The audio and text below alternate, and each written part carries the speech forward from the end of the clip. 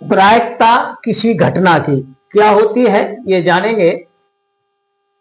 कोई प्रयोग किया गया और उसके परिणामों से जो समुच्चय बनता है उसे प्रदर्शित समिष्ट कहते हैं। ऐसे व्यक्त करते हैं जैसे कोई पासा फेंका गया हो तो आने वाले परिणामों का ये समुच्चय है, इसको ऐसे व्यक्त करते हैं, प्रदर्शित समिष्ट कहते हैं।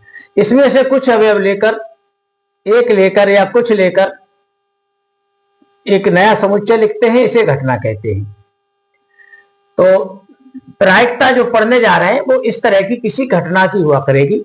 जैसे ये घटना है 1, 3, 5 नामक अंक यदि पासा फेंकने पर ऊपर आए, ऐसी कोई घटना घटेगी, उसे ई से व्यक्त किया गया है। तो प्रायिकता क्या होगी इसकी, इस घटना की या किसी अन्य घटना की? तो इसका मतलब क्या होता है प्रायिकता का, वो देखिए।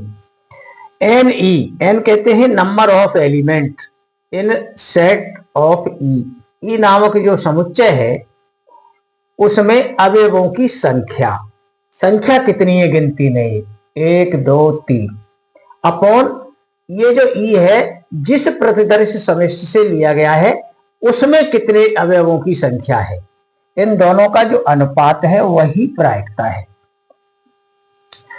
तो घटना के समुच्चय में अवयवों की संख्या अपॉन वो घटना जिस प्रतिदर्श समिष्टि से ली गई है उस प्रतिदर्श समिष्टि में अवयवों की संख्या, इस अनुपात को कहते हैं किसी घटना की प्रायिकता। इस तरह से इसको व्यक्त करते हैं पीई, प्रोबेबिलिटी ऑफ ई, संक्षेप में ऐसे लिख देते हैं पीई। इसको कुछ अन्य तरीके से भी हम समझ सकते हैं। ये तो अवयवों की संख्या पर आधारित है। अवयव यदि हमारे पास समुच्चय तैयार रखे हैं दोनों, तो उनकी संख्या को गिनकर और यहाँ वैल्यू लगा के मान आ जाएगा। कुछ ऐसी घटनाएं भी आती हैं जिसके समुच्चय वगैरह यहाँ सामने नहीं होते, अन्य जानकारी उसके संबंध में होती है, तो हम इसको ऐसे भी लिख लेते हैं। घटना घटने के पक्ष में प्रकार या परिस्थितियां, अनुकूल परिस्थितियां या प्रकार। इसका मतलब है कि जो घटना घटने जा रही है उसके पक्ष में कितने प्रकार बन रहे हैं, कितने हालात हैं। अनुकूल प्रकार या परिस्थितियां